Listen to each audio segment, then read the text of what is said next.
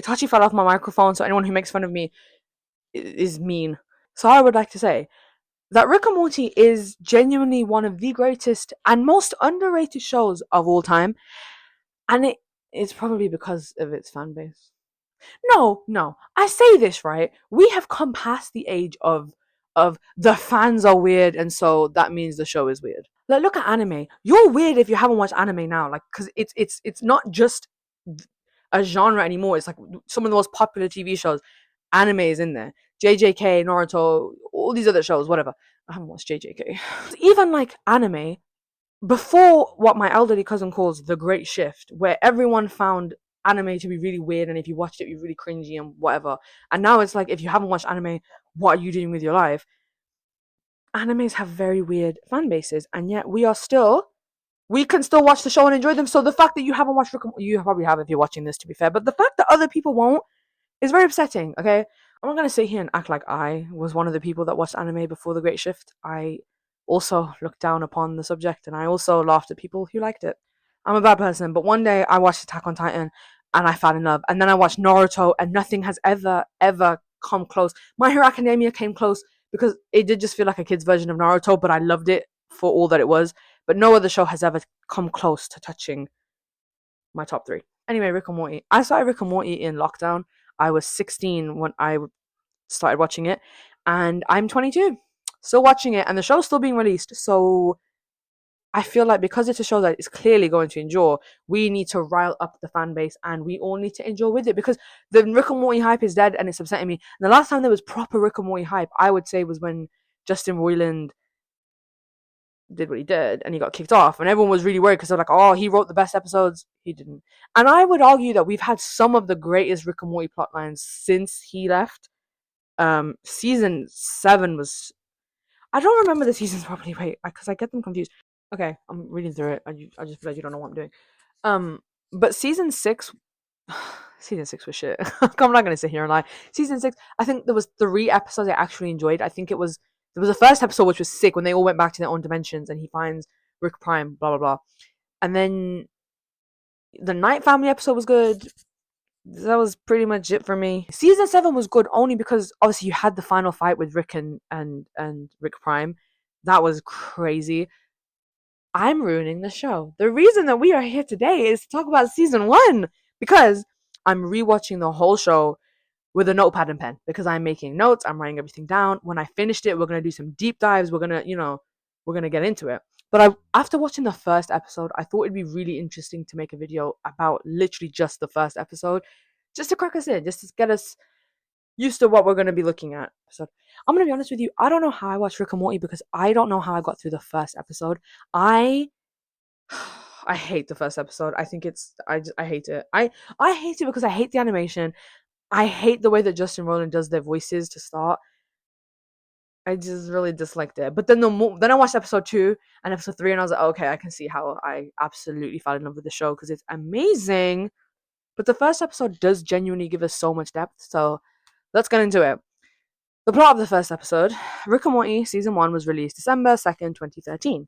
The episode opens with Rick dragging his grandson Morty out of bed and taking him for a drive, where he says he's going to blow up the world because he has a bomb in his car. He's also incredibly drunk. In the morning, Morty's falling asleep, and Jerry, who's his dad, gets really pissed off at Rick for taking him out late. Jerry tries to put his little unemployed foot down, but Rick does tell Beth that she makes really good eggs, and he gets away with it. Morty has a crush on a girl called Jessica. He then starts groping his teacher.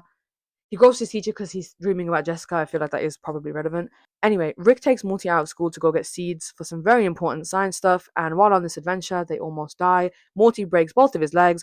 Morty then has to shove seeds up his ass because Rick's portal gun dies, and they need to get home by going through an international airport. They get caught. Morty, tries to kill some feds. He ends up killing some feds, and then they go home. Jerry tells Beth to put her dad in a nursing home while Rick and Morty are doing this. Beth refuses because Morty finally has a friend, and it's clearly established that Rick only came into their lives a couple years ago, and he doesn't pay rent, and Beth is very terrified that her father is going to leave again. Morty's principal calls his parents because he has only been in school for 7 hours the whole semester, and Rick has been taking him out the whole time because he does not respect school. Beth and Jerry start moving Rick into a nursing home because he's unhealthy for Morty. Jerry tells Morty he clearly has a disability, and then Morty starts saying really smart things because the seeds up his bum. His parents let Rick stay because clearly Morty is getting smarter by being around him. Rick then starts going on a crazy drunken speech about how it shall be Rick and Morty doing fun adventures for the next 100. In fact, listen to the speech. I quite enjoyed it. Don't understand what's important, and they'll tear us apart, Morty. But if you stick with me, I'm gonna accomplish great things, Morty, and you're gonna be part of them. And together we're gonna run around, Morty. We're gonna do all kinds of wonderful things, Morty. Just you and me, Morty. The outside world is our enemy, Morty. We're the only friends we've got, Morty. It's just Rick and Morty. It's an episode that kind of chucks you in, and you do learn a lot, and it's the foundation of the whole show, and it's very, very telling. So we do start with Rick literally barging into Morty's room drunk and dragging him out of bed to blow up the world. Rick is introduced as very unstable and I would say cruel, very cruel on the surface. He belittles everyone around him. He has no regard for Morty or his feelings or his opinions in the slightest. He manipulates, he uses praise to get Beth to let him off with stuff. He gets Morty to do whatever he wants, and sometimes he just abuses him. Sometimes, again, he uses praise because he knows it works on both of them. It's very clear that Beth and Morty are very desperate for Rick's attention and his approval, and he uses that against them. He lies and he has no value for anyone else. It's so crazy saying all this because finishing the show and then seeing how Rick was introduced is insane. But he has no value for anyone else. Morty literally just goes on a crazy scene where he just says, like, you're like Hitler. He makes Morty put seeds up his bum knowing that it's going to cause him to lose brain function and cognitive ability and that they could potentially be arrested, which they literally were. Rick is very narcissistic. The only thing that matters is what he wants, and he's really mean. He doesn't care about anyone, and he's the smartest man alive, and he's also created interdimensional travel because he's just so clever and so smart and so cool and so successful. He's also a crazy drunk that drinks every 5 minutes and abuses his grandson. I love this show so much. Oh my god. Morty is clearly very sensitive. At the start of the show, he's already fed up with Rick's antics. He's literally there saying, like, you're doing this again. When Rick does stuff, another bomb taking him out of school again, he's clearly over it, which makes you think, like, we've started the show with this already, so where are we going? And keep in mind, we had 9 seasons of Morty going on Rick's adventures, so clearly he's not that fed up. He never says it out loud, though. He never actually speaks his opinion because, like we said, he's desperate for Rick to kind of like him. Morty's parents make it very clear that Rick is literally Morty's only friend. Even when he's in school, everyone kind of like ignores him. The girl he likes ignores him. He's clearly isolated, and he likes to be needed by Rick despite the clear detriment to his education. He tries to fight against Rick, but every single time he succumbs. He'll say like 1 or 2 words to try and feel like he's got a bit of opinion, and then he gives in. Now, Morty's 14, all he thinks about is girls, and he wants to go to school. That's what's crazy. A 14-year-old, you want to get up, you want to go on adventures, you do not want to be in school. Morty does. He's clearly different. Early in the show, Morty is very much established as Rick's opposite in that sense. He has respect for things. He's sensitive. He doesn't like to hurt people. Even when he's getting shot at by the bugs that are like the police, he's like, I don't want to hurt them. And Rick has to tell him, like, no, they're robots. It doesn't matter. And he shoots one, and then they have this really funny scene where the guards are like, God, his wife and kids. Gerald's down, or whatever his name was. Morty's really insecure. He's very, very, very, very, very insecure. That's one of the biggest words I'm going to use. Insecure. It's bad. It's a problem. He hates himself. And what's crazy is despite everything, he really does love Rick. Like, even when his parents are kicking him out, even though, like we said, he's got these seeds up his bum, he's not going to school, and he wants to go to school, he still sits there and, like, defends Rick. And he's like, no, like, don't be angry at him. Don't send him off. Da da da. And what I love is the fact that Rick was letting them put him in a nursing home. Like, he could have done anything. Like we now know about Rick, he could have gone to another dimension. He could have done anything. But no, in the moment, he's just like, no, guys, don't send me to a nursing home. Like, Morty will be fine. It just says so much about him. I'm literally writing his breakdown now because I'm only on season 2, but I'm still writing as I go along. And I love this concept of Rick being like the rickest Rick, even though he does things that no Rick would ever do, which means that he's the least rickable Rick that has ever ricked. Anyway, we'll move on to Jerry. Jerry is an asshole in the first season. I did not realize that his character was so different. Because obviously, throughout the rest of the show, even from season 2, he's quite literally just established as an insecure, unemployed man who just gets laughed at by his whole family. But in the first episode, he's saying stuff. He's cussing people out. He is so against Rick, and he's very open, saying like, oh, what he's doing to Morty is wrong. He's the only person that defends Morty against Rick because Beth can't see anything through her daddy issues. But Jerry is an Like, he belittles Beth to such an insane level.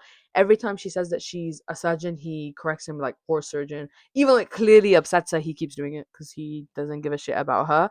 He storms in when Beth is like mid operation because he wants to talk about, Rick being put in a nursing home.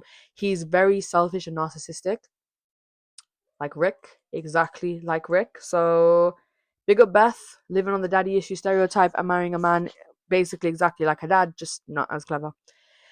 Beth is quite literally a girl with daddy issues, and seemingly that's it. She lets her father's praise distract her from the fact that he's quite literally destroying her marriage. Just maybe not destroying her marriage, but highlighting the problems with it. But destroying her son, abusing her son is the word I choose to use actually, because that's what's happening. Rick only came back into her life recently, and it's very clear that her biggest fear, in 20 minutes, by the way, her biggest fear is that she's going to leave again, and she'll do anything to be the perfect daughter and stop that from happening. She convinces Jerry. She doesn't even think about Morty really, and even when they do, eventually, the minute she speaks to Rick, she's just very hesitant to say anything against him. I don't deny that she does love Morty, but I just think that she holds her dad way too high, especially for the man that he is. Just make sure I'm still filming. And she clearly has a lot of insecurity. Again, with this thing about every time she says she's a heart surgeon and Jerry says that she's a horse surgeon, she gets really angry. Not even upset, she gets angry because, her dad is a crazy scientist genius and she's her dad's daughter and she should be as smart. I wonder if horse surgery is harder than human surgery. Let's find out. No, horse surgery is considered to be much harder than human surgery. So when you look at that, Beth is actually smarter and she's smart enough to be a horse surgeon. There's probably a message there that I will leave you to decipher. Thank you. Summer, God bless her. I almost forgot to give her a paragraph because I genuinely forgot she was in that episode. She doesn't have much of a character in the introduction, really. She drops a couple of sarcastic comments. She's kind of shown to be like the typical sarcastic, mean teenage sister.